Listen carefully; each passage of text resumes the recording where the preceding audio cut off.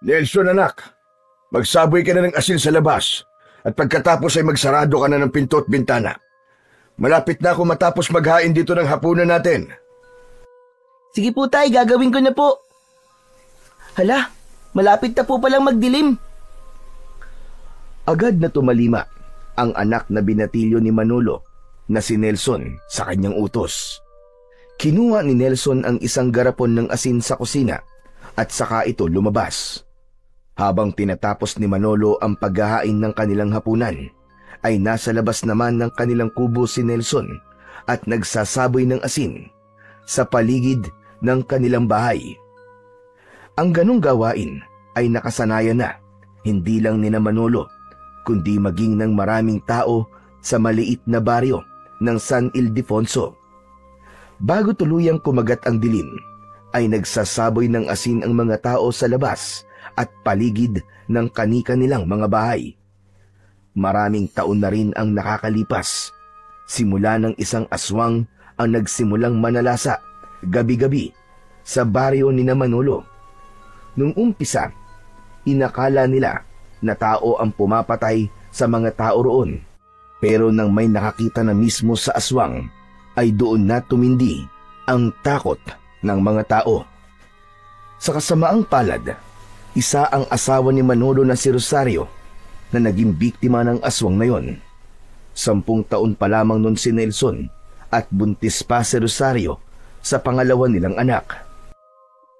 Isang gabi, nagbanyo si Rosario habang mahimbing na natutulog sina Nelson at Manolo. Nakahiwalay ang banyo nila sa kanilang bahay, kaya kinailangan pa ni Rosario na lumabas. Nagising na lang si Manolo sa malakas na sigaw ni Rosario at nang lumabas siya, ay doon niya nakita ang kalunos-lunos na sinapit ng kanyang asawa at ang ipinagbubuntis nito. Wakwak ang tiyan ni Rosario at naliligo ito sa sarili nitong dugo. Hindi nagtagal ay pumasok na si Nelson sa kanilang kubo. Sa pagkakataon na yon ay tapos nang maghain si Manolo. Adobong kangkong at pritong galunggong ang ulam nila ng gabing yon. Sasandok na sana ng kanin si Nelson, pero napahinto ito nang tumikim si Manolo. Magdasal na muna tayo anak bago kumain. Ay, oo nga po pala. Ama naming nasa langit, maraming salamat po sa pagkain na pagsasaluhan namin ng aking anak ngayong gabi. Sana po ay protektahan niyo kami ngayong gabi at sa mga susunod pang gabi mula sa mga kampon ng kadiliman, lalo na po sa aswang. Maraming salamat po sa inyong mga pagpapala. Ang lahat po ng ito ay dinadalangin namin sa pangalan ni Jesus. Amen. Matapos ang maikling dasal, ay sakalang nagsimulang kumain ang mag-ama. Pareha silang nagkakamay at maganang kumain. Sa gitna ng kanilang pagkain, ay biglang nagsalita si Nelson. Tay, hanggang kailan po tayo ganito? Anong ibig mong sabihin, anak? Yung kinakailangan po na magsaboy po tayo ng asin bago po sumapit ang dilim. Hindi ko masasagot ang tanong mo na yan, Nelson. Hanggang buhay ang aswang na yon, ay ganito pa rin ang magiging buhay natin. Bakit po kasi wala pong maglakas ng loob na harapin yung aswang na yun, Tay? Mag-isa lang naman po siya, di ba? Nelson anak, huwag mong maliitin ang aswang na yon kahit mag-isa lang siya. Marami na ang sumubok na patayin siya, pero lahat ng sumubok ay kamatayan ang kinahantungan. Sa ngayon, wala na tayong ibang makakapitan kundi ang pananampalataya natin sa Diyos. Nakakalungkot lang po kasi na inalisan kami ng aswang na yon ng karapatan upang maging bata. Dati po, nakakapaglaro pa kami kahit gabi na eh. Ngayon, hindi na pwede. Tapos, hindi pa natin sigurado kung ligtas ba tayo kahit nasa loob tayo ng bahay. Gaya na lang po na nangyari kay nanay.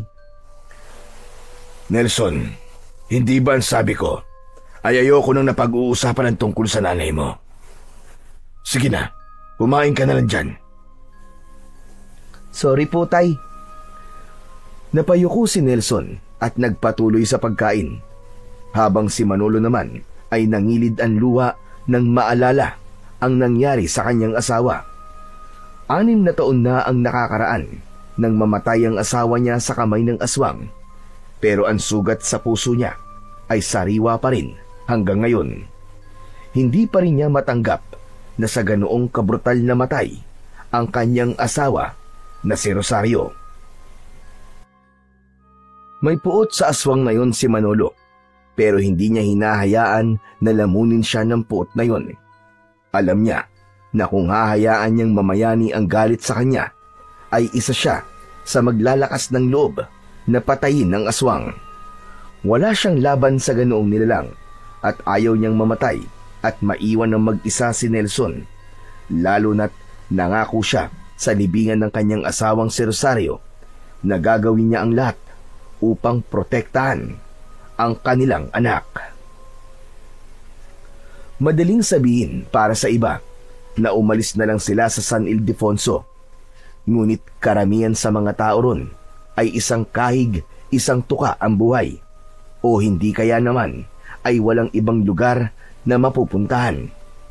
Kaya ang mga kagaya ni Manolo at Nelson na walang kakayahang umalis sa baryo nila ay ginagawa ang lahat upang manatili silang ligtas tuwing sasapit ang gabi. Nang sumunod na araw ay maagang nagising si Manolo. 4:00 pa lamang ng umaga ay nagluluto na siya ng almusal nila ni Nelson. Bakasyon sa paaralan, kaya hinahayaan lang niya na matulog ang kanyang anak. Bandang 5:00 ay tapos nang magluto ng almusal si Manolo. Gising na rin si Nelson, kaya sabay na silang kumain ng almusal. Tay, pwede po ba akong sumama sa inyo sa trabaho? Naiinip po kasi ako dito sa bahay. Pwede naman anak. Basta wag kang pasaway doon ha. Kilala mo naman si Don Hilario. Pumapayag siya na isama namin ang mga anak namin, pero ayaw niya na nakakaabala sa trabaho. Kailan po ba ako naging pasaway? Gusto ko lang naman po kasi sa asyenda ni Don Hilario. Kasi ang daming bunga namang ganyan ron eh. Sige na, bilisan na natin ang pagkain. At dapat bago mag-6 ay nandun na tayo. Si Manolo ay isa sa mga magsasakang nagtatrabaho sa asyenda ni Don Hilario. Nag-aararo siya ng palay o hindi naman kaya ay nagtatanim ng mga gulay. Nang mabili noon ni Don Hilario ang napakalawak na bakanting lupa sa San Ildefonso, ay ginawa nito yung asyenda. Para sa mga taong nakatira sa baryong yun, ay malaking tulong ang ginawang yun ni Don Hilario dahil marami sa kanila ang nabigyan ng trabaho at isa na roon si Manolo. Matapos mag-almusal ay nag-asikaso na si Manolo para magtungo na sa asyenda ni Don Hilario. Maya-maya pa ay magkasama na silang naglakad ni Nelson papunta sa kanyang trabaho. Mataas na ang sikat ng araw nang makarating sina Manolo sa malawak na asyenda ni Don Hilario. Agad siyang nagtungo sa palayan, dala ang kanyang karit habang ang iba'y abala naman sa kani-kanilang mga gawain. Tumutulo ang pawis mula sa kanyang noo habang hinahawanan niya ang damo sa gilid ng pilapil. Samantala si Nelson ay abala sa paglalaro sa gilid ng palayan. Tumatakbo-takbo ito at nagpapaanod ng dahon sa kanal. Habang lumilipas ang oras, si Manolo ay unti-unti nang nakakaramdam ng pagod, ngunit wala sa isip niya ang magpahinga dahil kapag nakita siya ni Don Hilario na nagpapahinga, ay paniguradong mapaparusahan siya nito o hindi naman kaya ay tatanggalin sa trabaho kagaya ng ibang trabahador na wala na sa asyenda. Napahinto ang lahat sa pagtatrabaho nang dumating si Don Hilario na sakay ng isang kabayo. Nang hilakbot si Manolo nang makita niya na may isang lalaki ang nakatali ng lubid ang mga kamay habang hila-hila ng kabayo. Baka sa mukha ng lalaki ang hirap at may mga latay ito ng latigo sa braso at sa binti. Bumaba si Don Hilario sa kabayo. Matangkad ito at may matipunong pangangatawan. Hawak nito ang isang latigo na ilang beses nang nakita ni Manolo na ginamit ni Don Hilario para parusahan ang mga trabador na lumalabag sa batas nito sa loob ng hasyenda. Tumayo si Don Hilario sa gilid ng palayan at isa-isang tinignan ang mga magsasaka. Makinig kayong lahat sa akin. Ang lalaking nakikita nyo, dahilan ng aking kabayo, ay nagnakaw ng isang sako ng mangga sa aking imbakan ng mga prutas. Alam nyo na isa sa mga pinakaayaw ko ay ang mga magnanakaw. Tignan nyo mangyayari kapag sinubukan yung pagnakawan ako. Matutulad kayo sa lalaking ito. Natatakot na lumapit si Nelson kay Manolo. Yumakap ito sa bewang niya. Muling sumakay si Don Hilario sa kabayo at pinatakbo nito yun ng mabilis. Habang ang lalaking nakatali doon ay pilit na sumasabay sa pagtakbo ng kabayo kahit nangihina na. Sa kasamaang palad ay nadapa ang lalaki at tuluyan na itong kinaladkad ng kabayo papalayo. Tay, nakakaawa naman po yung lalaki. Hindi niyo po ba pipigilan si Don Hilario? Anak, walang kahit na sino dito ang may lakas ng loob na salungatin si Don Hilario. Dito sa loob ng hasyenda, siya ang batas. Para po palang aswang si Don Hilario, Tay. Parehas po silang kinakatakutan at walang naglalakas na loob na labanan siya. Kaya nga anak, huwag kang pasaway. Sige na, bumalik ka na sa paglalaro mo at huwag kang lalayo ha. Huwag ka rin magpupunta sa manggahan at baka mapag-initan ka pa ni Don Hilario kapag nakita ka niya. Marahang tumango si Nelson at bumalik na ito sa paglalaro habang ang kanyang tatay na si Manolo naman ay itinuloy na ang kanyang pagtatrabaho. Ngunit kahit abala siya sa kanyang ginagawa, ay hindi maalis-alis sa isip niya ang imahe ng lalaki na kinakaladkad ng kabayo ni Don Hilario. Para sa kanya ay hindi yun makatao, pero wala naman siyang magagawa kundi ang manahimik na lamang at magkunwaring walang nakikitang karahasan upang hindi mawala ang trabahong bumubuhay sa kanilang mag-ama. Pagsapit ng 5:00 ng hapon, ay huminto na sina Manolo sa pagtatrabaho. Sa dami ng ginawa nila sa maghapon, ay ramdam na ramdam niya talaga ang pagod at tila hinahapo pa siya. Pag-alis niya sa palayan, ay patakbong lumapit sa kanya si Nelson at hinawakan siya sa kamay. Ay, salamat naman, makakauwi na tayo, Tay. Tay, ayos lang po ba kayo? Aba, parang namumutla po kayo. Huwag ka mag-alala. Ayos lang ako anak. Kailangan ko lang magpahinga. Tara na, umuwi na tayo. Nakakaisang hakbang pa lamang si Manolo nang napahawak siya sa kanyang dibdib dahil may naramdaman siyang pananakit sa kanyang puso. Napangiwi siya sa sobrang sakit. Nanlamig ang buong katawan niya at bahagyang nanlabo ang kanyang paningin. Tay, ano po nangyayari sa inyo? Hindi na nagawang makasagot pa ni Manolo dahil napaluhod na siya sa lupa hanggang sa tuluyan ng nagdilim ang kanyang paningin at wala na siyang naalala pa sa mga sumunod na nangyari. Mabigat ang pakiramdam ni Manolo nang unti-unti siyang magkamalay. Parang may nakadagan sa kanyang dibdib at mahapdi ang bawat paghinga niya. Nang dumilat ang kanyang mga mata, ay nakita niya ang puting kisame ng ospital at ang malamlam na ilaw sa sulok ng silid. Sa gilid ng kama ay naroon naman si Nelson na umiiyak habang mahigpit na hawak ang isa niyang kamay. Nelson anak, bakit tayo nasa ospital? Nawalan po kasi kayo ng malay kanina, Tay. Buti na nga lang po, tinulungan po tayo ng ibang magsasaka na madala po kayo rito. Sandali lang po, Tay, tatawagin ko po ang doktor.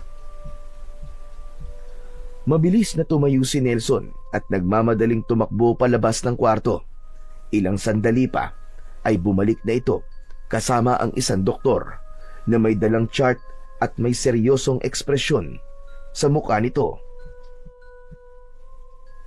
Sir, mabuti naman po't nagising na kayo. Nawalan po kayo ng malay habang nagtatrabaho. Ayon po sa mga nakakita, bigla na lang po kayo napaluhod at tumawak po sa dibdib. Dinala po kayo rito agad para maagapan. Naramdaman ni Manolo ang panlalamig ng kanyang mga palad. Parang lalo siyang nahirapang huminga habang pinakikinggan ang doktor. At base naman po sa mga resulta ng ECG at blood tests, may coronary artery disease po kayo. Isa sa mga ugat na nagbibigay ng dugo sa puso nyo ay halos barado na. Kaya po kayo inatake. Huwag po kayo mag-alala, pero sa ngayon po, ligtas na po kayo. Pero posibleng maulit ito kung hindi po maaagapan. Sabihin niyo po, doktor, kailangan ho ba ako maoperahan? Opo, kailangan niyo po sumailalim sa isang bypass surgery sa lalong madaling panahon. Dahil kung hindi, maaaring lumala po ang kondisyon niyo at magdulot ng mas matinding atake sa puso. Mga magkano po ang kakailanganin para sa operasyon? Ang buong proseso, kasama na ang pre-op test at mismong operasyon, ay aabot po ng humigit kumulang 1 milyong piso. Pero maaari po kayong kausapin ng social worker namin para sa posibleng tulong kung kinakailangan. Parang gumuho ang mundo ni Manolo. Umalingaw-ngaw sa kanya ang perang kinakailangan niya para siya ay maoperahan. Tinignan niya ang anak niyang si Nelson na muling napayuko habang pinupunasan ang luha sa pisngi. Makalipas ang ilang araw na nasa ospital, ay nakauwi na rin sa wakas si Manolo. Maigpit na ibinili ng doktor na iwasan muna niya ang mabibigat na gawain, ngunit alam niya na imposible yun dahil kailangan niyang magtrabaho sa hasyenda ni Don Hilario. Isa pa, nalaman niya na si Don Hilario ang nagbayad ng bills niya sa ilang araw na siya ay nasa ospital. Sinabi nito na ibabawas nito yon kada sahod sa kanya. Kaya aminado si Manolo na wala siyang karapatan na magpahinga at kailangan na kagad niyang bumalik sa pagtatrabaho kung ayaw niyang magutom sila ng kanyang anak na si Nelson. Isang umaga, nagising si Manolo na may nakahanda ng almusal sa mesa. Labi siyang natuwa dahil maagang nagising si Nelson para ito na ang magluto. Nang maupo siya, ay ipinagtimpla pa siya nito ng kape. Hindi nagtagal ay sabay na silang kumain na mag-ama. Tay, paano po pala yung pampaopera nyo? Saan po tayo kukuha ng ganong kalaking pera? Sa totoo lang, anak, hindi ko pa rin alam. Siguro hihingi ako ng tulong sa gobyerno. Ayaw niyo po ba kay Don Hilario humingi ng tulong, Tay? Sigurado po ko, yung 1 milyon po ay barya lamang po sa kanya. Hindi, anak. Mahirap humingi ng tulong sa kanya. Palaging may kapalit. Kung uutang naman ako sa kanya, malamang ay magiging malaki ang tubo nun. Baka patay na ako eh. Hindi pa rin ako tapos magbayad sa kanya. Pero Tay, ang sabi po ng doktor kailangan niyo pong maoperahan sa lalong madaling panahon. Tapos, babalik po kagad kayo sa pagtatrabaho. Baka mapagod po ulit kayo, Tay, at atakihin na naman po kayo. Nelson, anak, alam mong hindi ako pwede magpahinga ng matagal. Magugutom tayong dalawa. Isa pa, kaya ko naman Hindi na lang ako masyado magpapagod sa bukid. Parang ang hirap naman pong paniwalaan na hindi po kayo magpapagod sa bukid, Tay. Ang bibigat po ng ginagawa nyo rin Ano po kaya kung ako po muna ang pumalit sa inyo sa trabaho? Mariing umiling si Manolo.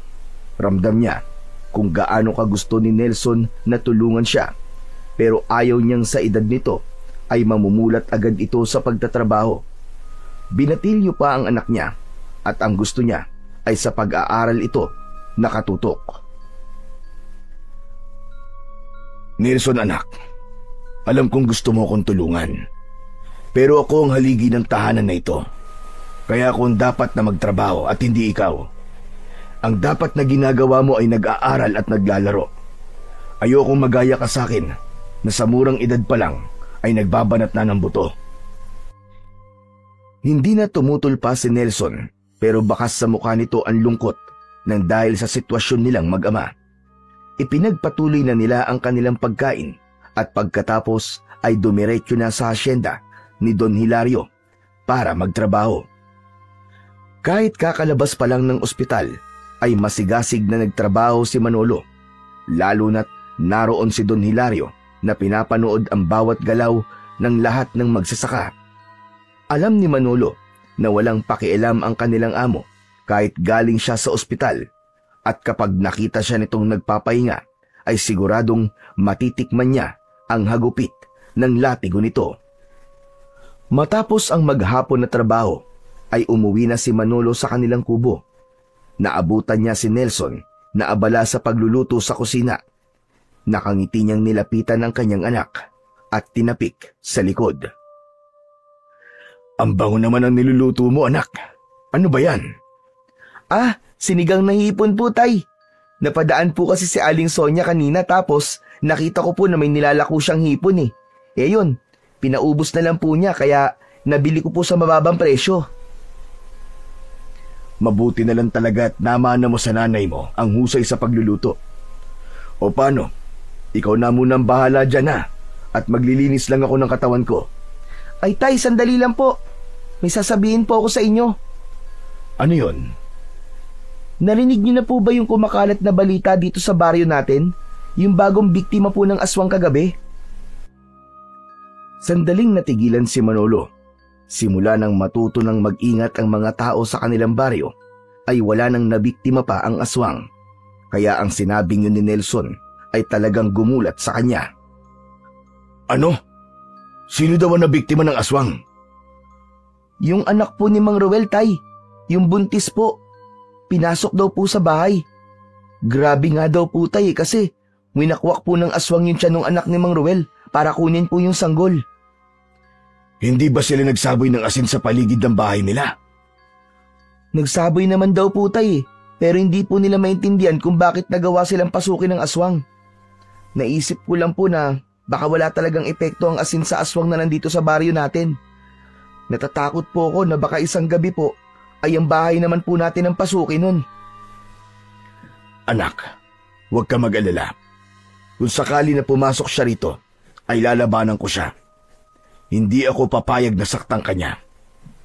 Sige na, magluto ka na dyan at huwag mo na yung isipin. Dodoblihin natin ang proteksyon natin para hindi makapasok dito ang aswang na yon. Tinapik ni Manolo si Nelson sa balikat bago siya lumabas ng bahay upang magtungo sa banyo. Habang umiigib siya ng tubig sa kanilang balon na nasa likod ng bahay, ay hindi niya naiwasang isipin ang sinabi ng kanyang anak. Labis siyang nabahala dahil mukhang hindi na sapat na magsaboy lang sila ng asin sa paligid ng kanilang bahay. Kailangan ay makaisip siya ng ibang paraan upang protektahan ang kanilang tahanan laban sa aswang. Isinantabi muna ni Manolo ang takot na kanyang nararamdaman. Alam niya na hindi yun ang oras para matakot siya dahil sa huli ay sila rin ng anak niya ang magtatalo kung magpapalamon siya sa takot. Matapos na mapuno ng tubig mula sa balon ang timba, ay binuhat na yun ni Manolo papunta sa banyo upang maglinis ng kanyang katawan.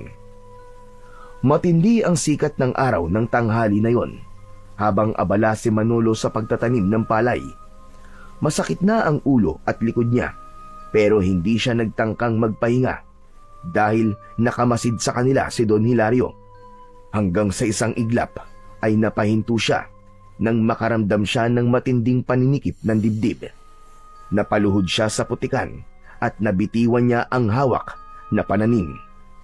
Napansin ng ilang kasamahan ni Manolo ang nangyari at agad siyang nilapitan ng mga yon. Nagkagulo sa gitna ng palayan at may tumawag ng saklolo. Ang ilan sa kanila ay binuhat na siya at isinakay sa isang tricycle. Habang umaandar ang tricycle, ay nagdidilim na ang paligid ni Manolo hanggang sa tuluyan na siyang nawalan ng ulirat. Mabigat ang bawat paghinga ni Manolo nang magmulat siya ng mata. Naramdaman niya ang kamay na mahigpit na nakahawak sa isa niyang kamay at nang lumingon siya sa kaliwa ay nakita niya ang umiiyak na si Nelson. Nasa tabi nito ang isang lalaking doktor na may hawak na clipboard. Dok, ano pong nangyari sa akin? Inatake na naman po kayo sa puso. Mas malala po ang atake na ito kumpara po sa una. Hindi na po pwedeng ipagpaliban ng operasyon. Kung muli po kayong aatakihin, ay baka yun na po ang huli. Sinasabi ko po sa inyo ang posibleng mangyari at hindi po ako nananakot. Pero Dok, wala pa po kaming pera para sa operasyon. Naiintindihan ko po, pero meron naman po mga ahensya ng gobyerno na pwede niyong lapitan para sa tulong pinansyal. May ilan ding NGO na maaari kayong makipag-ugnayan, pero hindi po kami makapagbibigay ng kasiguraduhan kung kakayanin nilang sagutin ang buong halaga ng operasyon. Saglit na katahimikan ang bumalot sa silid. Hindi nagtagal ay nagpaalam na ang doktor at naiwan sa silid na yon sina Manolo at Nelson. Tay, kailangan na po nating gumawa ng paraan para maoperahan na po kayo kagad. Ako na po ang bahalang lumapit kay Mayor. Anak, ang totoo ay kinausap ko na si Mayor. Ang sabi niya, ang kaya niya lang daw sagutin ay ang gamot ko matapos ang operasyon. Ano pong gagawin natin ngayon, Tay? Ang sabi po ng doktor, kailangan na po kayong maoperahan. Huwag ka mag-alala. May awa ang Diyos, anak. Hindi niya tayo pababayaan. Ang totoo ay sinabi lang yun ni Manolo para hindi na mag-alala at mag-isip pa ang kanyang anak. Ayaw niya na sa edad nito na yun ay magkakaroon na ito ng ganong kalaking problema. Kaya hanggat maaari ay nais niyang suluhin ang lahat ng alalahanin nila. Labis ang awang naramdaman ni Nelson para sa kanyang ama. Nais niya itong tulungan na maoperahan na dahil ayaw na niyang hintayin pa na muli itong atakihin sa puso. Nawalan na siya ng ina at hindi siya papayag na mawalan pa siya ng ama. Kaya habang nasa ospital pa si Manolo ay isang ideya ang kanyang naisip. Isang gabi ay nagtungo siya sa asyenda ni Don Hilario. Kumatok siya sa pinto ng malaki nitong bahay at isang kasambahay ang nagbukas noon. Agad na sinabi ni Nelson sa kasambahay na nais niyang makausap si Don Hilario para sa isang importanteng bagay. Nagpakilala rin siya bilang anak ng isa sa mga trabahador sa asyenda. Umakyat ang kasambahay sa ikalawang palapag ng bahay habang nanatili naman sa labas si Nelson. Kinakabahan siya at nagdadasal na sana ay hayaan siya ni Don Hilario na makausap ito. Ang plano niya ay humingi ng tulong kay Don Hilario. Kung kinakailangan na mangutang siya rito ay gagawin niya. Desperado na talaga siyang makakuha ng pera para sa pampaopera ng kanyang ama. Hindi nagtagal ay bumalik na ang kasambahay at anito ay pumayag si Don Hilario na makausap ni Nelson. Inihatid siya ng kasambahay sa kwarto ni Don Hilario. Naabutan niya si Don Hilario na nagbibilang ng napakaraming pera sa ibabaw ng kama at inilalagay nito yon sa isang itim na bag. Nakatayo si Nelson sa bungad ng pinto at hindi niya alam kung lalapit ba siya rito o hindi. Ano pang tinatayo-tayo mo dyan? Lumapit ka na rito na makapag-usap tayo na maayos.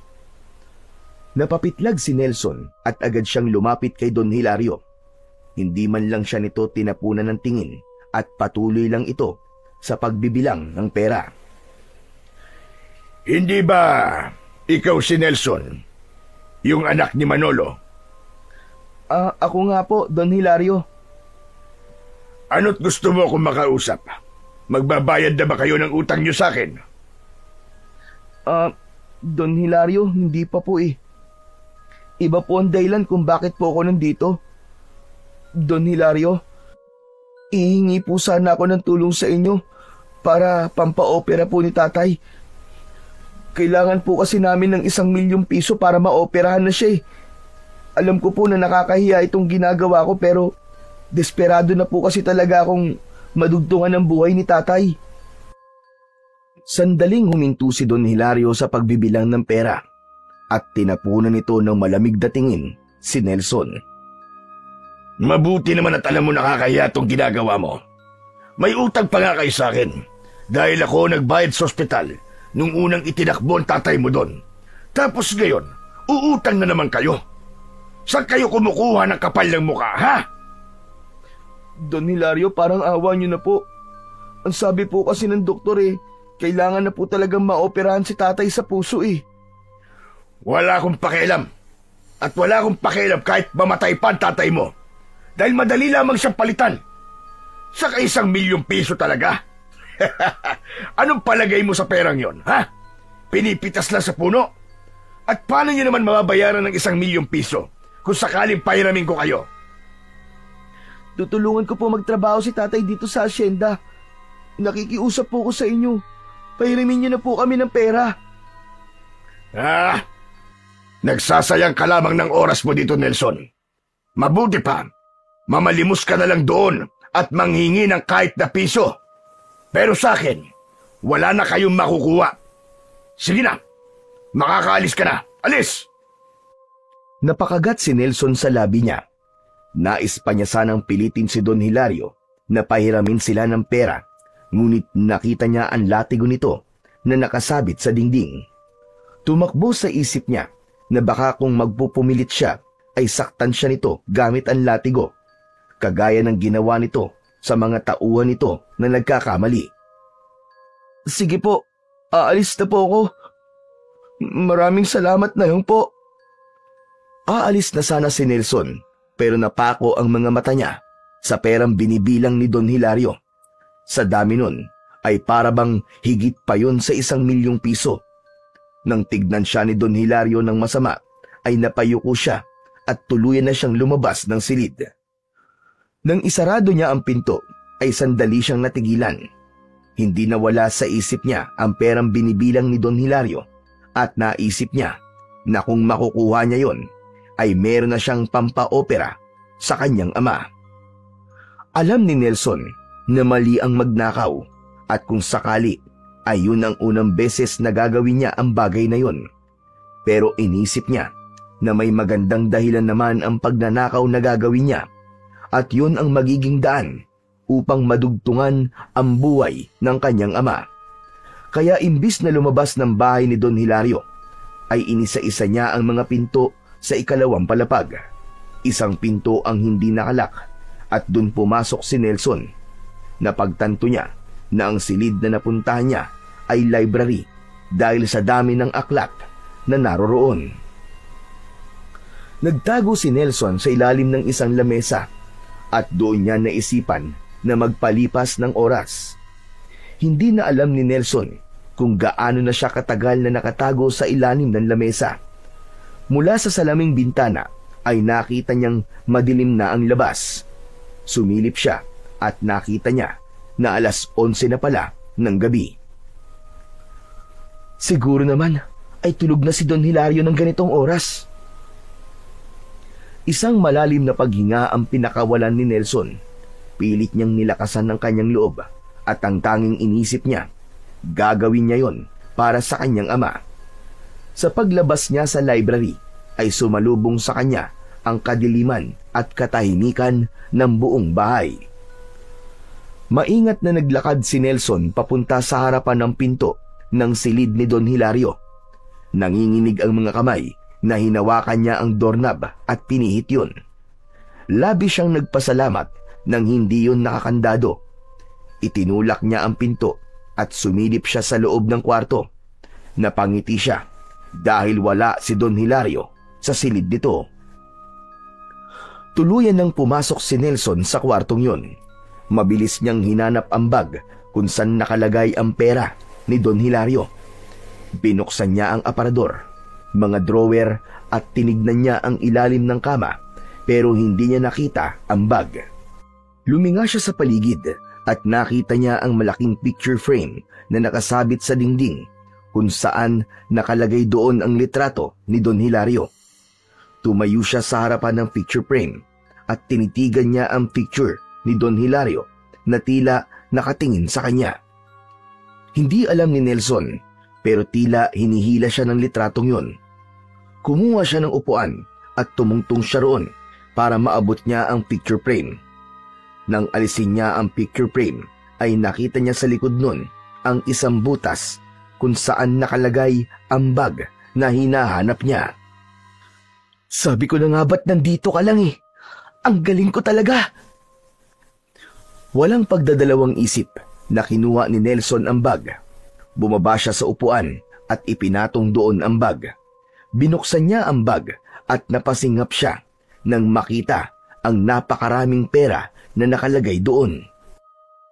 Mabilis na isinarado ni Nelson ang bag at isinukbit niya yon sa kanyang balikat. Ngunit pagharap niya ay nagulat siya nang makita si Don Hilario na nakatayo sa nakabukas na pinto. Marahang naglakad si Don Hilario palapit kay Nelson. Bumilis ang tibok ng puso ni Nelson dahil sa takot. Sinasabi ko na nga ba, at iba ang tingin mo sa mga pera ko kanina. Ang bata-bata mo pa lang, pero magnanakaw ka na. Don Hilario, patawarin niyo po ako. Ginawa ko lang naman po ito para iligtas po ang tatay ko. Parang awa niyo na po, huwag niyo po akong sasaktan. Maigpit na hinawakan ni Don Hilario ang braso ni Nelson at kinuha nito ang bag, sabay tapo nun sa ibabaw ng kama. Nanlilisik ang mga matang tinignan siya nito. Sa tingin mo ba, bata, ay may magagawa yung pagmamakaawa mo sa akin? Hindi mo pa yata alam ang ginagawa ko sa mga nagnanakaw sa akin. Alam ko po, Don Hilario. Pinapahila niyo po sa kabayo. Hindi lang yun ang gagawin ko sa'yo. Halika, sumama ka sa akin. Marahas na hinila ni Don Hilario si Nelson palabas ng kwarto. Sa takot niya ay hindi niya na napigilan ang mapaiyak. Patuloy siya sa pagmamakaawa pero tila bingi si Don Hilario sa lahat ng pakiusap niya. Wala siyang ideya kung saan siya dadalhin ni Don Hilario at kung ano ang gagawin nito sa kanya. Pero sigurado siya na sa sandaling yun ay nasa panganib siya. Makalipas ang ilang araw ay pinayagan na si Manolo na lumabas ng ospital. Nalaman niya na muling binayaran ni Don Hilario ang hospital bills niya, kaya alam niya na mas lumalaki na ang utang niya rito. Inasahan ni Manolo na pag-uwi niya sa bahay ay makikita niya ang anak na si Nelson. Ngunit nilukob siya ng pagtataka nang wala roon ang kanyang anak. Tinanong niya ang kapitbahay nila kung alam ba nito kung nasaan si Nelson, pero ayon dito ay 2 araw na raw na hindi nakikita si Nelson sa kanilang bahay. Ang alam pa nito ay nasa ospital lang ang bata. Labis na nag-alala si Manolo sa kanyang anak. Hindi nito ugali ang hindi nagpapaalam sa kanya kung saan ito pupunta o kung meron itong gagawin. Isa pa, masyadong matagal ang 2 araw na hindi ito umuwi sa bahay nila. Puno ng pag-aalalang bumalik si Manolo sa bahay nila. Naupo siya sa mahabang upuan sa labas ng kubo at doon siya nag-isip kung saan maaaring nagpunta ang kanyang anak.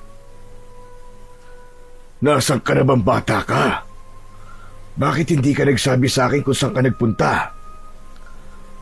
Sa gitna ng pag-iisip ni Manolo ay isang itim na kotse ang huminto sa harapan ng bahay niya. Mula sa kotse na yon ay bumaba si Don Hilario na may madilim na muka.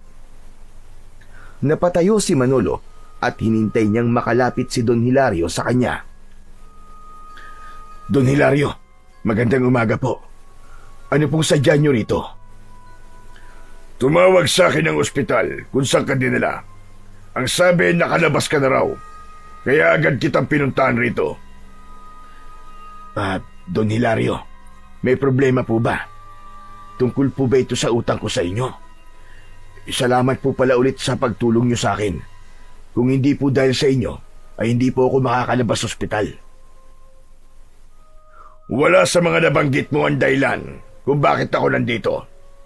Siguro ay alam mo nang nawawala ang anak mong si Nelson. Napatda si Manolo sa narinig. Nanlamig siya dahil wala siyang ideya kung paanong nalaman ni Don Hilario na nawawala ang anak niya.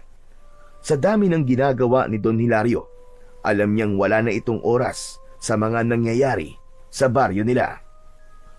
Opo, Don Hilario. Tama po kayo. Nawawala nga po siya. Ang sabi po ng kapitbahay namin ay 2 araw na raw pong hindi umuwi ang anak ko dito sa bahay. Paano kung sabihin ko sa'yo na alam ko kung nasaan ang anak mo? Ano po? Sumama ka sa akin at dadaling kita sa kanya. Nais pa sanang magtanong ni Manolo pero tumalikod na si Don Hilario at naglakad pabalik sa kotse nito. Nagtataka man ay sumunod na lang siya sa kanyang amo at sumakay siya sa backseat ng kotse. Habang umaandar ang sasakyan, naisip ni Manolo na magtanong kay Don Hilario pero sinabi nito na kung gusto niyang makita si Nelson ay manahimik na muna siya.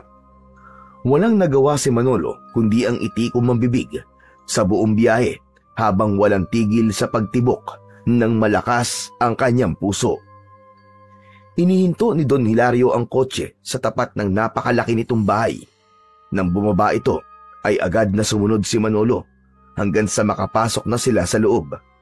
Pagdating sa loob ay patuloy pa rin sa pagsunod si Manolo sa kanyang amo hanggang sa hindi niya na napigilan ang sarili na magtanong. Don Hilario, akala ko po ba'y pupunta tayo kung nasaan si Nelson?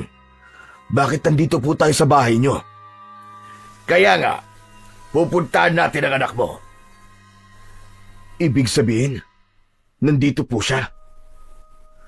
Mahina ba ang utak mo? At hindi mo naiintindihan ang mga sinasabi ko kanina pa? Sumunod ka sa akin para makita mo siya. Isang pinto na nasa ilalim ng hagdan ang binuksan ni Don Hilario. May hagdan doon pababa, kaya nahinuha ni Manolo na papunta sila sa basement. Habang bumababa sa hagdan, ay palakas ng palakas ang kabog ng puso niya. Nang nasa baba na sila, ay binuksan ni Don Hilario ang ilaw at nanlaki ang mga mata ni Manolo nang makita niya si Nelson na nakaupo sa isang sulok habang yakap ang mga tuhod. Pagkakita sa kanya ni Nelson ay agad itong tumayo at mahigpit siyang niyakap. Tay! Tay, ayoko na po dito! Gusto ko na pong umuwi! May pagtatakang napatingin si Manolo kay Don Hilario. Bago pa siya nakapagtanong, ay inunahan na siya nitong magsalita. Pinagtangkaan akong nakawan ng pera ng anak mo. Nagpunta siya rito para humiram ng pera. Kasi uoperahan ka raw. Nang magpaalam siya, ay hindi pala siya umalis ng bahay ko. Naghintay siyang makatulog kaming lahat bago siya pumasok sa kwarto ko. Nahuli ko siyang hawak ang bag ko na naglalaman ng pera. Nelson, anak, totoo ba yun? Sorry po, Tay. Sorry po. Nagawa ko lang naman po yun kasi gusto ko na po talaga kayo maoperahan eh. Sorry na po talaga. Kaya dinala ko siya rito sa basement at ikinulong. Huwag ka mag-alala, Manolo. Hindi ko sinaktan ang anak mo. Ang totoo nga niyan pinapakain ko pa siya. Magpasalamat ka na lang at hindi yan nakatikim ng latigo ko. Patawarin niyo na po ang anak ko, Don Hilario. Hindi po talaga siya magnanakaw. Nagawa lang niya po yun para sa akin. Siguro naman po sapat na ang ilang araw na ikinulong niyo siya rito bilang parusa niyo sa kanya. Isasama ko na po siya sa pag-uwi ko. Sandali lang. Hindi pa tayo tapos. Alam mo bang sa ginawa ng anak mo, ay pwede ko siyang ipakulong. Ikaw rin, pwede ka rin makulong, Manolo. Dahil hindi mo binabantayan ang anak mo. Pakiusap po, Don Hilario. Huwag niyo po kaming ipakulong. Parang awa niyo na po. Baka isipin niyo ay ubod ako ng sama. Bibigyan ko kayo ng opsyon. Pwede ko kayong kasuhan para parehas kayong makulong o gagawin niyo ang ipag-uutos ko sa inyong dalawa. Natigilan si Manolo at sandali silang nagkatinginan ni Nelson. Hindi pa man sinasabi ni Don Hilario ang ipapagawa nito, ay kinabahan na kagad siya. Ano po bang ipapagawa niyo sa amin, Don Hilario? Isang nakakatakot na ngisi ang pinakawalan ni Don Hilario bago nito ipaliwanag sa kanila kung ano ang kailangan nilang gawin upang hindi ito magsampa ng kaso. May gusto kong ipahukay sa inyo sa gubat na nasa likod ng aking asyenda. Isang kahon na nakabaon sa tabi ng isang puno ng balete na matatagpuan sa gitna ng gubat. Ang eksaktong lugar na huhukayin nyo ay sa tabi ng pinakamalaking ugat ng puno na yon. Napakalaki ng puno ng balete na yon, kaya alam kong mahahanap nyo yung kagad. Ano po bang meron sa kahon na yon? At bakit kami po ng anak ko ang kailangan maghukay? Dapat ko ba bang sagutin ang mga tanong mo, Manolo? O gusto mong tumawag na ako ng pulis ngayon? Hindi na po. Sige po, pumapayag na po kami. Hukayin po namin ang kahon na sinasabi nyo. Basta, wag nyo lang po kaming ipapakulong. Mabuti kung ganon. At ang gusto ko, hukayin nyo yon sa kabilugan ng buwan. Gabi nyo gawin. Dapat ay mahukay nyo yon sa isang gabi lamang. Nagkakaintindihan ba tayo? Dahil sa takot ni Manolo na makulong sila ni Nelson, ay pumayag na siya sa lahat ng sinabi ni Don Hilario. Hindi man siya sigurado sa kung gaano kalalim ang kailangan nilang hukayin, ay hindi niya na yon inisip dahil ang tanging gusto niya lamang ay ang makauwi na sila ng kanyang anak sa kanilang bahay. Matapos ang masinsinang pag-uusap, ay hinayaan na ni Don Hilario na makauwi sina Manolo at Nelson. Tahimik na naglakad ang mag-ama at nang makarating sila sa kanilang bahay ay nangihinang napaupo si Manolo habang si Nelson naman ay nakatayo sa tabi ng pinto at nakayuko. Nelson anak, alam ko nagawa mo yon dahil sa kondisyon ko. Pero hindi ba sinabi ko na sa ito dati na kahit naghihirap tayo, ay hindi tayo magnanakaw? Alam ko naman po yun, Tay. Pero nang lumapit po kasi ako kay Don Hilario para humiram po ng pera, ay ayaw niyo po akong bigyan. Kahit nakita ko naman po na ang dami-dami niyang perang binibilang. Sorry po talaga, Tay. Hindi ko na po yun uulitin. Hindi na talaga dapat. Dahil talagang magagalit na ako sa iyo. Mabuti na lang at hindi tayo ipinakulong ni Don Hilario. Pero Tay, gagawin ba talaga natin yung sinabi ni Don Hilario na may huhukayin tayong kahon sa gubat? May pagpipilian pa ba tayo, anak? Mabuti nga't yun lamang ang pinagawa niya sa atin eh. Pero, bakit po kaya niya yun ipapahukay sa atin? Wala rin akong ideya, anak. Huwag ka na magtanong sa akin kasi wala rin akong maisasagot sa'yo. Tumayo si Manolo. Lumapit siya sa kalendaryo na nakasabit sa dingding at nalaman niya na sa darating na Biyernes ang kabilugan ng buwan. May 2 araw pa sila para maghanda ni Nelson. Gaya ng anak niya ay wala rin siyang alam kung bakit kabilugan ng buwan kailangan nilang hukayin ng kahon na sinasabi ni Don Hilario. Pero wala na siyang pakialam sa sagot dahil ang gusto lang niya ay magawa nila ni Nelson ang ipinapagawa nito para hindi na sila makulong. Sa lumipas na 2 araw ay patuloy na nagtrabaho si Manolo sa asyenda habang si Nelson naman ay nananatili sa bahay nila at hindi na ito sumasama sa kanya sa trabaho. Natakot na kasi si Nelson na bumalik sa asyenda matapos itong ikulong ni Don Hilario sa basement. Hanggang sa dumating na nga ang gabi kung saan bilog na bilog ang buwan. Matapos ang hapunan, ay naghanda na sina Manolo at Nelson. Nagdala sila ng pala at piko na siyang gagamitin nila sa paghukay. Isinabit din ni Manolo ang itak niya sa kanyang bewang upang kung sakaling makasalubong nila ang gumagalang aswang, ay meron silang magagamit na sandata. Habang naglalakad sa loob ng kagubatan, ay panay ang linga ni Nelson sa paligid. Nakakapit ang isa nitong kamay sa braso ni Manolo, habang ang isa naman ay tangan ang lampara. Tay, nakakatakot naman po dito. Paano kung biglang magpakita po sa atin yung aswang at atakihin po tayo? Kaya nga dinala ko tong itak ko, anak. Saka sa tingin ko, ay wala dito sa gubat ang aswang na yon. Hindi naman niya siguro iisipin na mayroong tao rito sa ganitong oras. Malamang, naroon yun sa baryo at naghahanap ng mabibiktima. Sa bagay, tama ka naman po sa sinabi niyo, Tay. Nagpatuloy na sa paglalakad ang mag-ama. Kahit paano ay kabisado ni Manolo ang gubat na yon. Nung bata pa kasi siya, ay madalas silang maglaro doon at alam niya ang malaking puno ng balete na sinabi ni Don Hilario. Inabot ng halos kalahating oras ang paglalakad nila bago nila natagpuan ang puno ng balete. Maraming mga baging ang nakalaylay mula sa puno.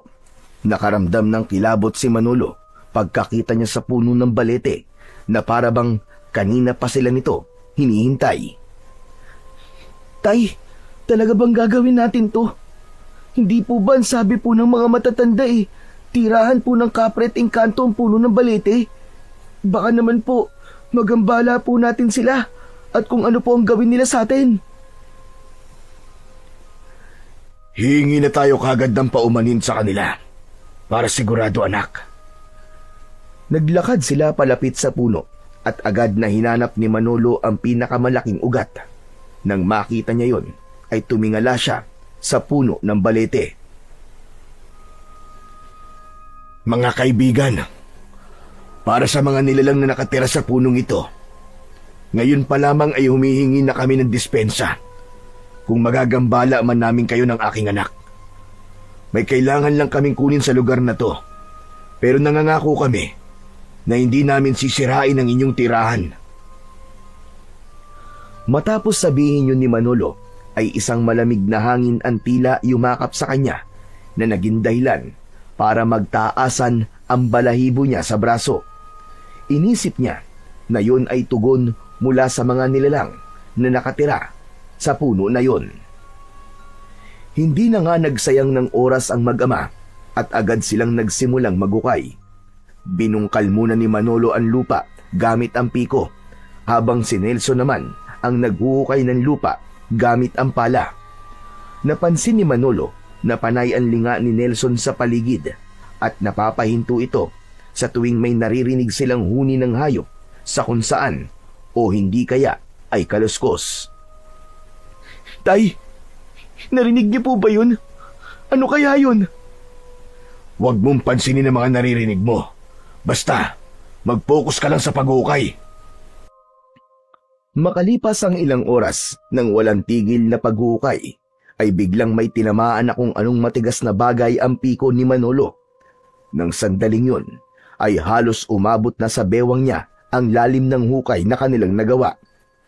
Agad nilang hinukay ng mas mabilis ang bahagi ng lupa na yon, at doon na nga nila nakita ang isang kahon na gawa sa isang matibay na klase ng kahoy. Si Manolo ang kumuha ng kahon na halos kasing laki lamang ng lalagyan ng pambisig na relo at matiim niya yung tinignan. Nagkatinginan ang mag-ama na parehong habol ang paghinga, ngunit bakas ang tuwa sa kanilang mga muka.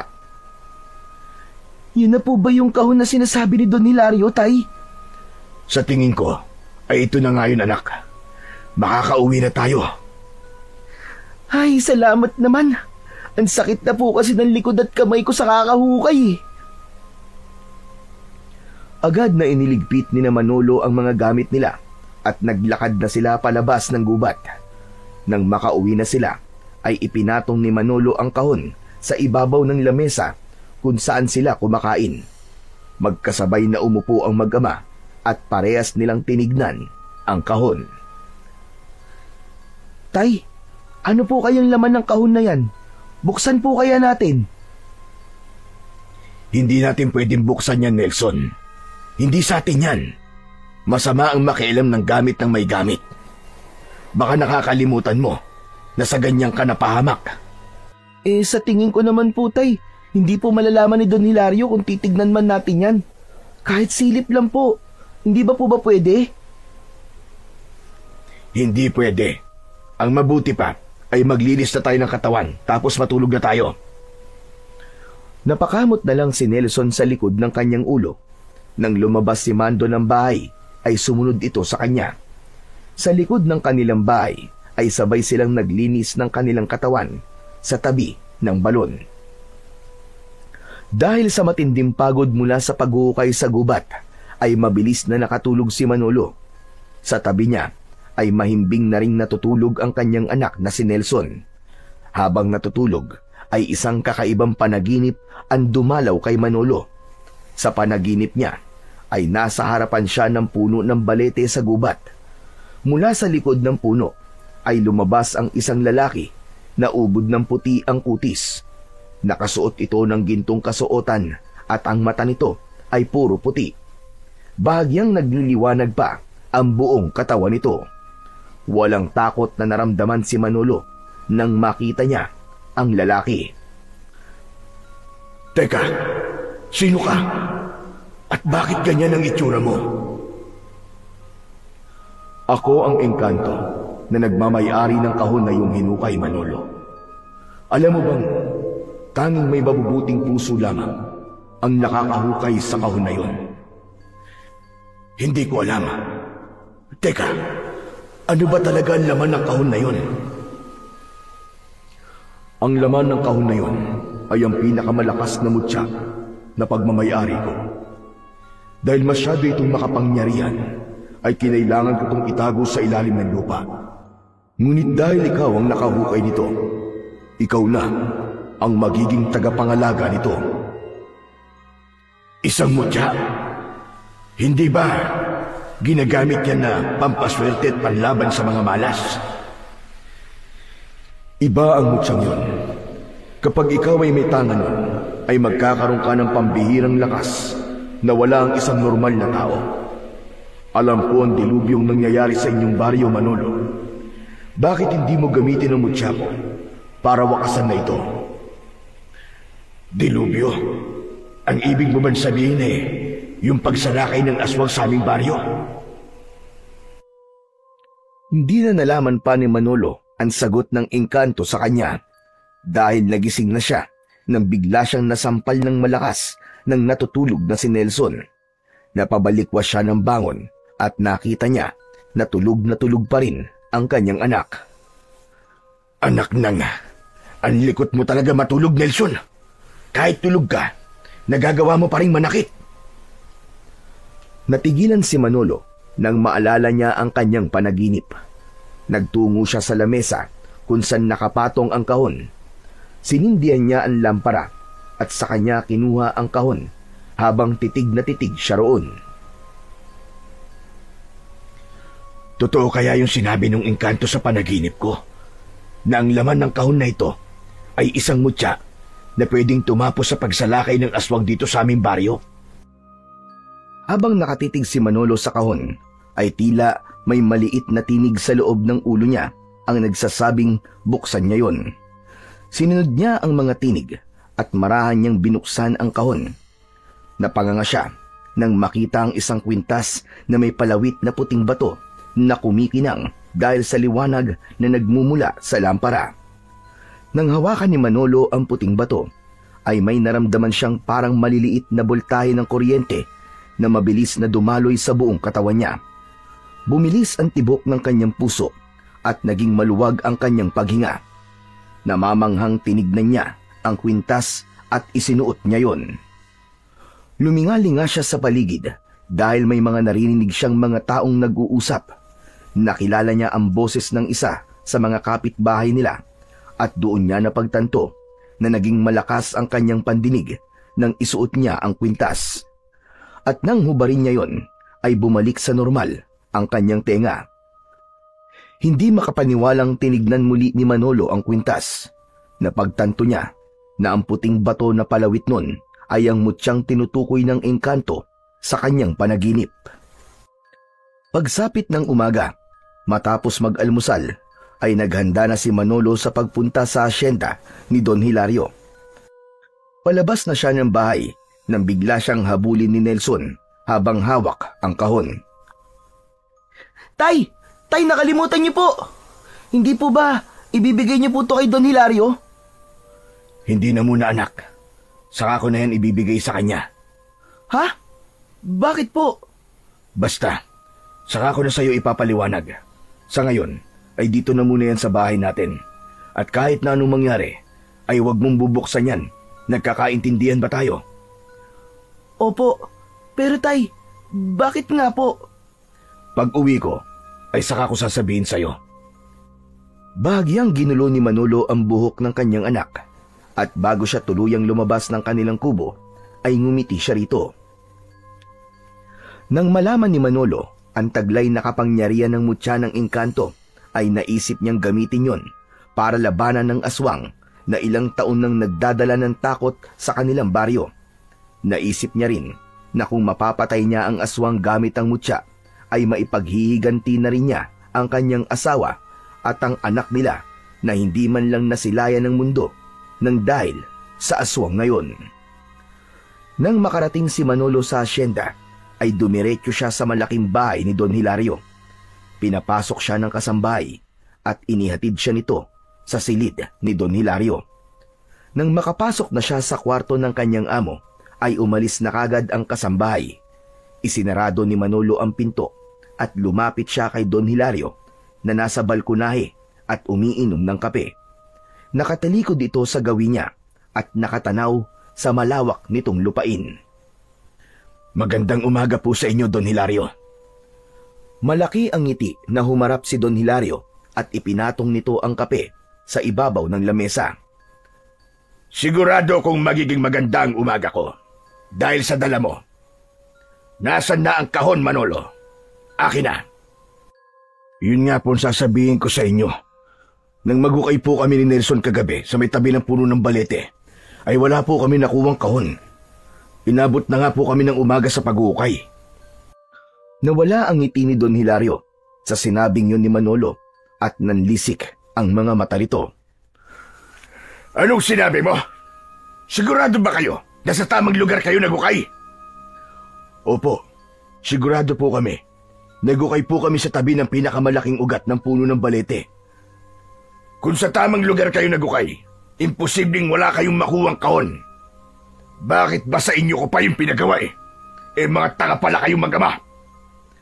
Pwede naman po kami magukay ulit mamayang gabi. Susubukan po ulit namin. Tuwing bilog ang buwan lang pwedeng hukayin ng kahon na yun, Manolo. Sinayang nyo lang ang pagkakataon. Kung ganun po, Don Hilario, sa susunod po na pagbilog ng buwan po ulit kami maghuhukay. Nangangako po ako na makukuha na po namin ang kahon. At kung hindi pa rin po namin makukuha yon, ay handa na po kami na ipakulong nyo. Mabuti, at ikaw na rin na nagsabi niyan. Talagang ipakukulong ko kayong dalawa ng anak mo kapag sa susunod na pagbilog ng buwan ay hindi nyo pa rin nakukuha ang kahon na yon. Sige na, umalis ka na sa harapan ko. Sinisira mo lamang ang araw ko. Pasensya na po ulit, Don Hilario. Bahagyang yumukod si Manolo sa kanyang amo bago siya lumabas ng kwarto nito. Ramdam na ramdam niya ang galit ni Don Hilario pero wala siyang pinagsisisihan sa kanyang ginawa. Aminado rin siya na hindi tamang nagsinungaling siya pero ginawa lang naman niya yon dahil naniniwala siya na kailangan muna niyang gamitin ang mutya para labanan niya ang aswang. Matapos ang maghapon na pagtatrabaho sa asyenda, ay umuwi na si Manolo sa bahay. Nakita niya sa labas si Nelson na nakikipaglaro ng patintero. Pagkakita nito sa kanya, ay huminto na ito sa paglalaro at sumabay na sa kanya sa pag-uwi. Pagpasok nila sa bahay nila, ay nakita niya ang kahon na nakapatong pa rin sa lamesa. Anak, hindi mo ba binuksan ang kahon na to habang wala ako? Hindi po tay, tulad po ng bilin nyo. Nagsasabi ka ba ng totoo? Oo naman po, kahit isumpa ko pa po sa kaluluwa ni nanay. Matamang tinignan ni Manolo si Nelson at nakita niya sa mga mata nito na nagsasabi ng totoo ang bata. Tay, pwede niyo na po bang sabihin sa akin kung bakit hindi niyo po yan ibinigay kay Don Hilario? Hindi po ba siya nagalit sa inyo nang sabihin niyo po na hindi mo na yan ibibigay sa kanya? Hindi ko sinabing nakuha na natin, anak. Ang sabi ko ay susubukan nating hukayin ulit ang kahon sa susunod na kabilugan ng buwan. Hala, ibig sabihin po nagsinungaling po kayo sa kanya? Hindi po ba sabi niyo po sa akin masama po magsinungaling? Hindi sa pagkakataon na ito, Nelson. Kailangan ko ang mutya na nasa loob ng kahon para labanan ng aswang. Ano po, Tay? Mutya? Mutya po ang laman ng kahon na yan? Ibig sabihin, binuksan niyo po ang kahon? Akala ko po ba, hindi natin yan pwedeng buksan? Magpapaliwanag ako sa'yo. Makinig ka muna sa akin, Nelson. Sa pagkakataon na yon, ay maayos na ipinaliwanag ni Manolo kay Nelson ang lahat. Sinimulan niya sa napanaginipan niyang engkanto at ang mga sinabi nito sa kanya tungkol sa pinakamakapangyarihang mutya na laman ng kahon.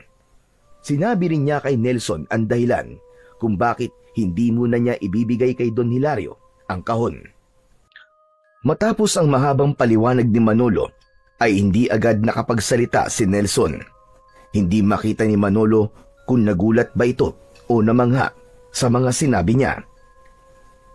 Kung ganun, Tay, talagang gagamitin niyo po ang mutya sa pakikipaglaban sa mga aswang? Oo, anak. Kailangan kong gawin yon para matigil na ang pagsalakay niya dito sa baryo natin. Isa pa, gusto ko ring ipaghiganti ang nanay mo at ang kapatid mo. Tay, sigurado na po ba kayo dyan sa gagawin niyo? Paano po kung mapahamak kayo? Paano kung hindi po totoo yung sinabi sa inyo ng engkanto sa panaginip niyo? Kailangan kong maniwala, Nelson. Isa pa, nang isuot ko ang mutya, ay may kakaibang lakas akong naramdaman. Parang napakaraming nagbago sa katawan ko. Kaya naniniwala ako sa kapangyarihan ng mutya na nasa loob ng kahon na yan. Muling natigilan si Nelson. Natulala ito na parang may iniisip itong napakalalim.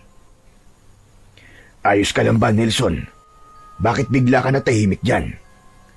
Naisip ko lang po kasi na hindi kaya gustong makuha ni Don Hilario ang kahon ay dahil alam niya na meron yung laman ng mutya.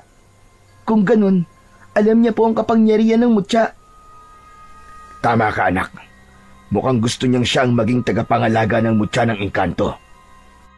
Ang nakapagtataka lang po, Tay, ay bakit hindi na lang siya magukay ng mutya kaysa ipagawa pa yun sa atin. Yan nga ang hindi ko rin alam, anak. Pero sa ngayon, gagamitin ko muna ang mutya para labanan ng aswang. Nagkatinginan ang mag-ama at wala nang nagsalita sa kanilang dalawa. Nang sandaling yon ay mas lalong tumindi ang kagustuhan ni Manolo na patayin ng aswang. Naisip niya na panahon na para muling may sumubok na tapusin ng aswang na napakatagal ng dahilan ng takot ng mga tao sa kanilang baryo. Sa mga sumunod na araw, sa tuwing umuuwi si Manolo mula sa pagtatrabaho sa asyenda, ay dumidiretso siya sa likuran ng kanilang kubo. Doon niya isinusuot ang kwintas na may palawit na mutya. At sa oras na madama ng kanyang katawan ang pagdaloy ng lakas at kapangyarihan ng mutya, ay nagsisimula na siyang magsanay na makipaglaban gamit ang itak. Bawat galaw at pag-atake ni Manolo sa hangin ay nararamdaman niya ang paggabay ng mutya sa kanya. Kahit wala siyang kasanayan sa pakikipaglaban, ay para siyang isang mandirigma na ilang taon nang nakikipaglaban. At nang dahil doon, ay mas lalong lumaki ang kumpiyansa niyang mananalo siya sa oras na makipaglaban na siya sa aswang. Isang gabi, habang mahimbing na natutulog si Nelson, ay gising na gising pa rin si Manolo. Nakatingin siya sa kawalan habang iniisip ang maaaring mangyari kung sakali na magkaharap sila ng aswang. Para sa kanya ay handa na niyang labanan ang aswang na yon. Naputol ang pag-iisip ni Manolo nang marinig niya ang kalunos-lunos na pagsigaw ng kanilang kapitbahay. Humihingi ang mga yon ng tulong. Bumilis ang tibok ng puso niya. Napatayo siya mula sa pagkakahiga at nagkaroon siya ng hinala na inaatake ng aswang ang kapitbahay nila. Nagising na rin si Nelson at may pag-aalangang tinignan ang tatay niya. Tay, may aswang po yata sa kapitbahay natin. Tama ka, anak. At oras na para gamitin ko ang mutya. Mula sa kahon na lalagyan nila ng damit ay inilabas ni Manolo ang kahon. Binuksan niya yon at kinuha ang mutya. Walang pagdadalawang isip na isinuot niya yon sa kanyang leeg. Kinuha niya ang kanyang matalas na itak sa kusina at lalabas na sana siya nang biglang hawakan ni Nelson ang kamay niya. Napahinto siya at tumingin sa kanyang anak.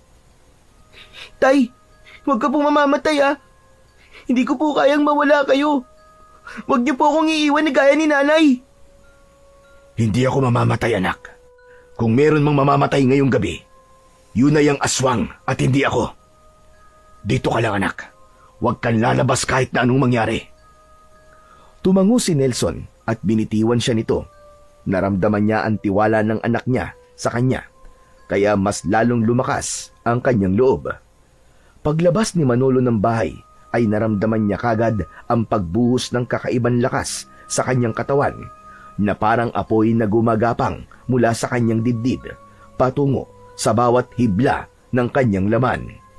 Dumaan siya sa likuran ng kanilang bahay at mabilis na tinakbo ang bahay ng kapitbahay nila na pinagmumulan ng mga sigaw. Pagdating niya roon ay giniba niya ang pinto gamit ang balikat. Sa loob, bumungad sa kanya ang isang karumal-dumal na tagpo. Isang aswang na babalahibo, may mahahabang kuko at pulang-pula ang mga mata, ang kasalukuyang nilalapa ang isang lalaki. Sa isang sulok, nanginginig ang asawa ng biktima, nayakap ang dalawang batang umiiyak. Hindi nag-aksaya ng oras si Manolo. Sinugod niya ang aswang at buong lakas na hinila niya ito palayo sa lalaki. Hinila niya ito hanggang sa mailabas niya ito ng bahay. Malakas niya itong ibinalibag, pasadsad sa lupa. Mabilis na tumayo ang aswang at nanlilisik ang mga matang tinignan nito si Manolo. Nakita niya ang panlalaki ng mga mata ng aswang habang nakatuon ang mga mata nito sa mutyang nakasabit sa kanyang leeg. Nasa iyo ang mutya. Ibigay mo sa akin yan. Kunin mo kung makukuha mo. Walang inaksayang segundo si Manolo. Itinaas niya ang kanyang matalas na itak at umatake ng mabilis sa aswang. Pakiramdam niya ay may kung anong nakasanib sa kanya, kaya napakabilis ng kanyang mga galaw. Bawat pag-atake na ginawa ni Manolo ay matagumpay naman na naiwasan ng aswang. Ngunit sa isang mabilis na pag-atake niya ay nagawa niyang masugatan ng aswang sa dibdib gamit ang matalas niyang itak. Umatras ang aswang habang umaangil ito na parang isang mabangis na hayop. Umuusok ang balat ng aswang kung saan ito tinamaan ng talim ng itak. Mabilis na sumugod ang aswang at gumanti ito ng suntok, ngunit nasalagyon ni Manolo gamit ang kanyang bisig. Malakas niya tong tinulak, sabay tinaga. Muling tinamaan sa braso ang aswang nang ipangsalag nito yun. Umatras ang aswang habang nagngangalit ang mga panga nito at matalim ang mga matang nakatingin kay Manolo. Nakalamang ka ngayon, Manolo, dahil sa mutya na suot mo. Pero sa susunod nating paghaharap, sisiguraduhin kong mapapatay na kita. Napamaang si Manolo dahil sa pagtataka kung bakit siya kilala ng aswang. Sa isang kisap mata ay tumakbo ang aswang palayo at agad na naglaho sa kanyang paningin. Habang humihingal si Manolo ay binalikan niya ang kanyang kapitbahay. Nang makita niya na buhay pa ang lalaking nilapa ng aswang ay agad siyang tumawag ng tulong upang madala ang lalaki sa ospital. Matapos yun ay bumalik na siya sa bahay nila at naabutan niya si Nelson na nakaluhod sa altar habang nagdadasal. Nang maramdaman ni Nelson ang presensya niya, ay agad itong tumayo at sinugod siya ng mahigpit na yakap. Tay! Tay, buhay ka! Salamat sa Diyos! Panginoon, salamat po! Ano bang akala mo? Mamamatay ako? Hindi naman po, Tay. Siyempre, natatakot din po ako para sa inyo kasi aswang po ang kalaban nyo eh. Ano po ba nangyari, Tay? Napatay niyo po ba yung aswang? Hindi, anak. Hindi ko siya napatay. Nakataka siya na masugatan ko siya. Pero ang pinagtataka ko ay kung bakit niya ako kilala at alam niya na kaya ako malakas ay dahil sa mutya. Tinawag niya ako sa pangalan ko. Natigilan si Nelson at nahulog ito sa malalim na pag-iisip. Hindi nagtagal ay tumingin ito sa kanya habang nanlalaki ang mga mata. Tay, hindi po kaya taga rito lang po sa atin yung aswang na yun? Baka sa umaga po ay tao siya at sa gabi nagiging aswang siya. Naisip ko lang po na baka isa siya sa mga kakilala niyo rito sa baryo, kaya alam niya po ang pangalan niyo. Ang talino mo talaga, anak. Manang-mana ka talaga sa akin. Siyempre naman po, Tay. Sayang naman po ang pagpapaaral niyo sa akin kung hindi ko po gagamitin ang utak ko. Pero anak, sino sa mga kakilala ko ang aswang?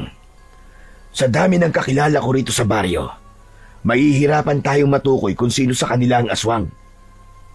Yan po ang problema natin ngayon, Tay.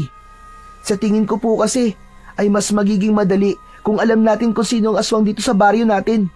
Ang lamang lang po niya sa inyo ngayon ay kilala niya kayo, Tay. Natahimik ang mag-ama na pagtanto ni Manolo na tama ang kanyang anak.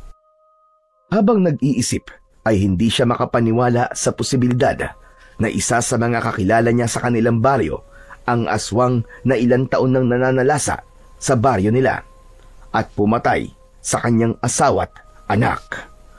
Nangako siya sa kanyang sarili na kahit sino pa ang aswang ay papatayin niya pa rin ito. Dahil sa dami ng buhay na kinuha nito sa mga nakalipas na taon, naniniwala siyang kamatayan ang nararapat na kaparusahan para dito.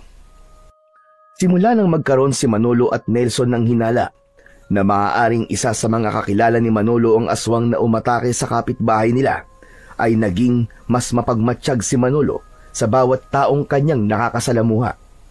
Sinimulan niyang obserbahan ang kilos ng bawat kasamahan niya sa trabaho, ang mga tingin, mga galaw at kung paano makisalamuha sa iba. Lahat ng yon ay matama niyang pinag-aralan, ngunit sa bawat araw na lumilipas ay wala siyang nakitang senyales ng pagkakaiba ng mga ito at lahat ay tila ordinaryong tao lamang. Kaya naman, nanatiling palaisipan sa kanilang mag-ama kung sino ang nilalang na may alam ng kanyang pangalan at ang tungkol sa suot ng mutya. Isang hapon, pagod na umuwi si Manolo mula sa pagtatrabaho. Umupo siya kagad at napansin niya si Nelson na abala sa kusina. Naamoy niya ang niluluto nitong adobo. Nang makita siya ni Nelson, ay lumapit kagad ito sa kanya. Tay, mukhang pagod na pagod po kayo ah. Sinabi mo pa. Paano? Bukod sa pagtatrabaho, ay isa-isa ko pang minamatyagan ng mga katrabaho ko. Pero wala talaga akong makitang kakaiba sa kanila, anak, para masabi ko na siya ang aswang. Ako nga rin po, Tay.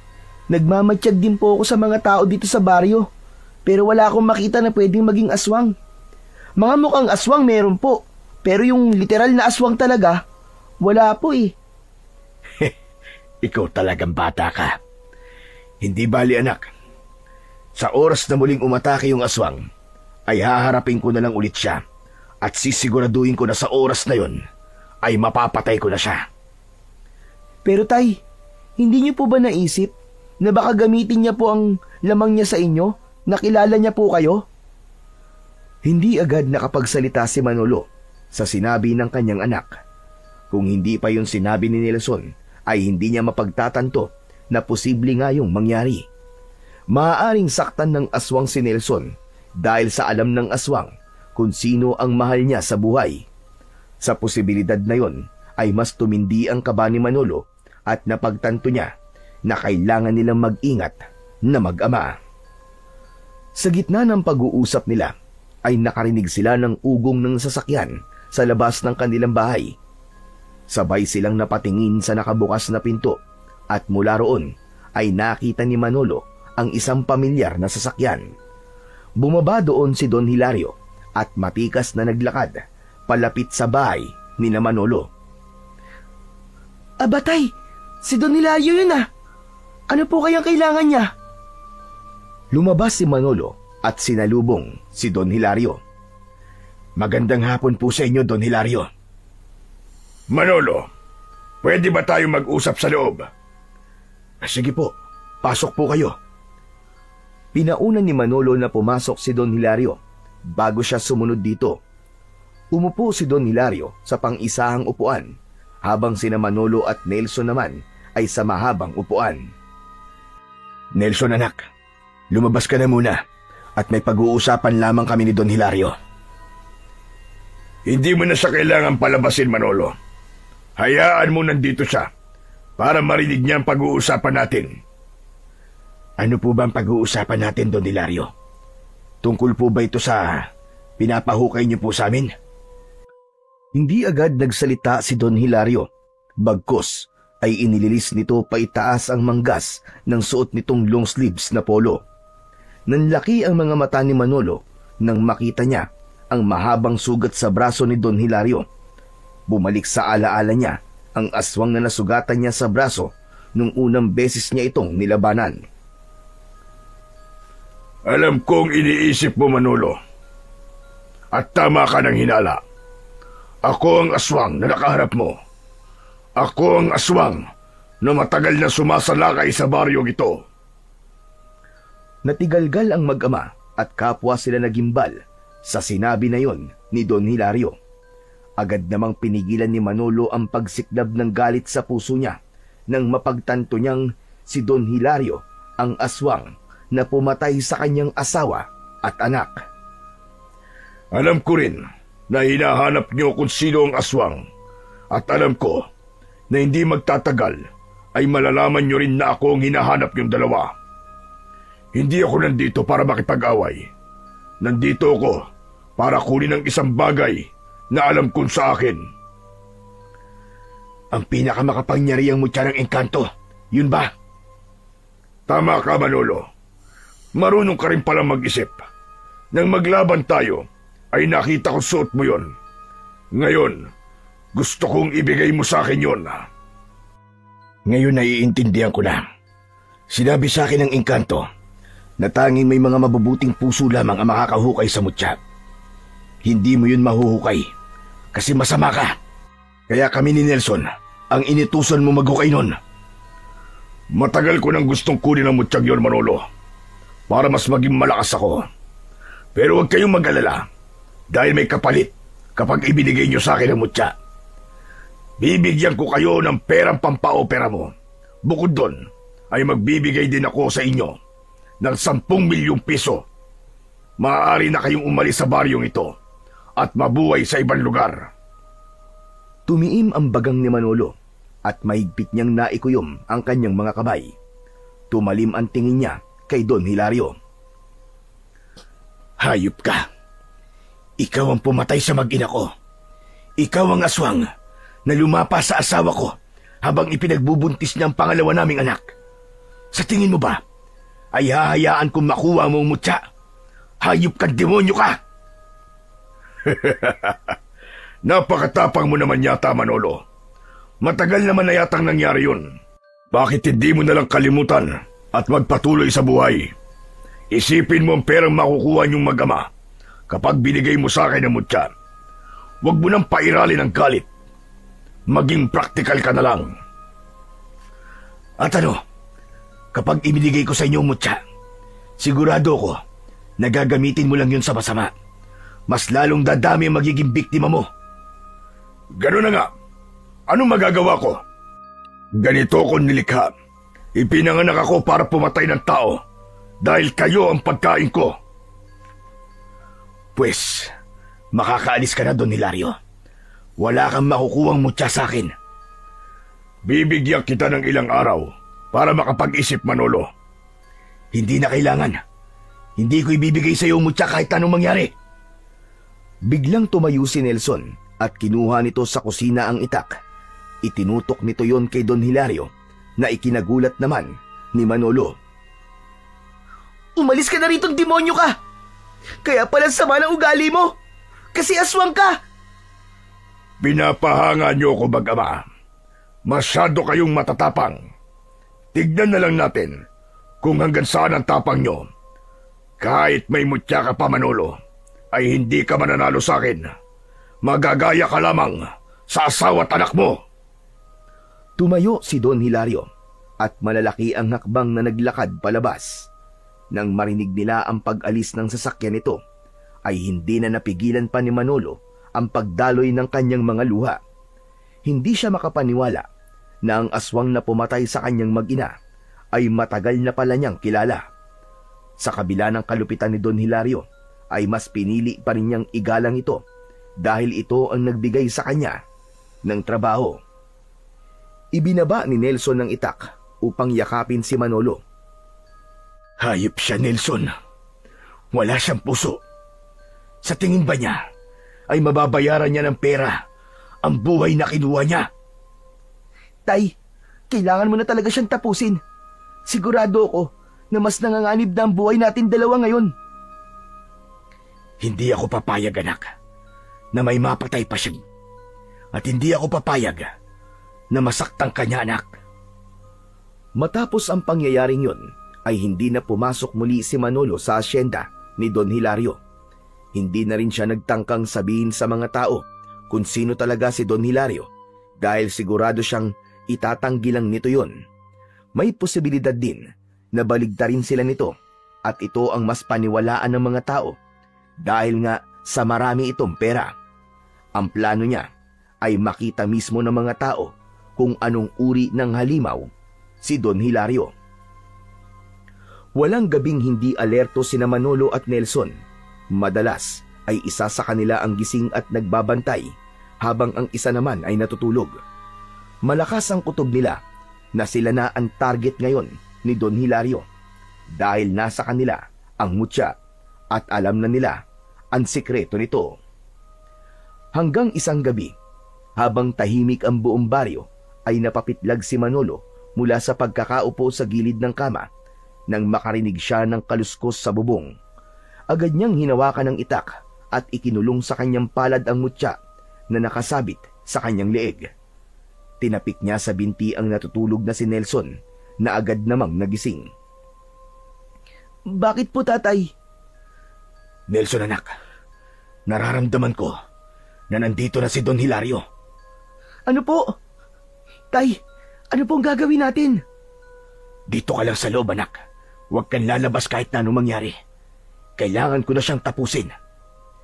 Tay, mag-iingat ka po. Tumango si Manolo at matapang siyang lumabas ng kanilang kubo. Tumayo siya sa harapan at sa bubong ay nakita niya ang isang aswang na nakatayo roon. Mula sa dilim ay kitang-kita niya ang namumulan nitong mga mata. Bumaba ka na dyan at harapin mo ko! Isang nakakatakot na halakhak ang pinakawalan ng aswang at saka ito tumalon paibaba. Bibigyan pa kita ng isang pagkakataon, Manolo. Ibigay mo sa akin ang mutya at hahayaan ko kayo mabuhay na magkama. Masyado kang makulit, aswang ka. Ilang beses ko man dapat sabihin sa'yo na wala akong balak na ibigay sa'yo ang mutyang ito. Nagngalit ang ngipin ng aswang at sa isang iglap ay bigla itong umatake. Napakabilis nito na parabang isa itong kidlat. Isinangga ni Manolo ang itak sa matutulis na kuko ng aswang at doon na nga nagsimula ang kanilang sagupaan. Nagpalitan ang dalawa ng pag-atake at pagdepensa. Sa una ay lumalamang si Manolo. Bawat sugat na natatamo ng aswang ay umuusok ito dahil sa kapangyarihan ng mutya. Nang marami ng sugat si Don Hilario ay umatras ito habang bakas sa muka ang sakit. Ramdam na ramdam ni Manolo ang ibinibigay sa kanyang lakas ng pinakamakapangyarihang mutya. Ano, Don Hilario? Sumusuko ka na ba? Hindi porket nakakalamang ka ay kailangan ko ng sumuko. Hindi ako titigil hanggat hindi ko nakukuha ang mutya at hindi kita napapatay. Muling nagpatuloy ang kanilang sagupaan. Hindi nagtagal ay biglang bumaliktad ang laban. Sa isang mabilis na galaw ay sinunggaban ni Don Hilario si Manolo. Maigpit siya nitong niyakap sa bewang at saka siya malakas na ibinagsak sa lupa. Bago pa makabawi si Manolo ay pinilipit ng aswang ang kanyang braso at sinundan nito yon ng malakas na tadyak sa kanyang dibdib. Kumalat ang sakit sa katawan niya at nabitiwan niya ang itak. Malakas na sinipa ni Don Hilario ang itak at tumalsik yon malapit sa pinto ng kanilang bahay. Binitiwan ng aswang si Manolo at tumayo ito sa harapan niya habang nakangisi ng malaki. Paano ba yan?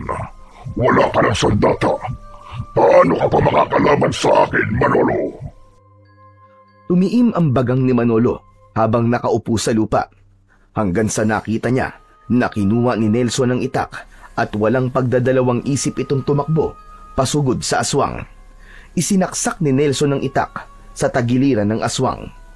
Napaluhod ang aswang habang hawak ang tagiliran. Tay! Ang itak niyo po! Ibinato ni Nelson ang itak kay Manolo. Matagumpay naman yun na nasalo at agad siyang tumayo sa harapan ng nakaluhod na aswang. Nakalimutan mo yatang dalawa kaming kalaban mo. Hindi na hinintay ni Manolo na makapagsalita ang aswang at buong puwersa niyang tinaga ito sa leeg.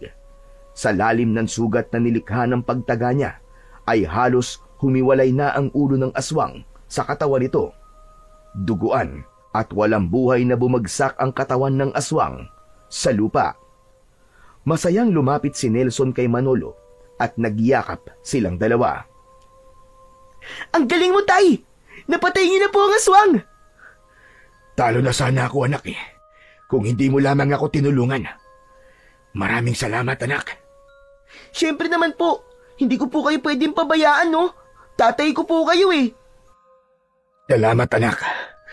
Sa wakas, naipaghiganti na rin natin ang nanay at kapatid mo. Pati na rin ang mga taong pinatay ng hayop na Don Hilario na yan. Sa pagtingin ni Manolo sa paligid, ay napansin niya ang mga taong nakasilip sa bintana at pinto ng kani-kanilang mga bahay. May ilan na lumabas at naglakad palapit sa kanila. Mga kasama, magsilabas kayo sa inyong mga bahay. Tignan nyo kung sino ang aswang na matagal nang nananalasa dito sa ating baryo.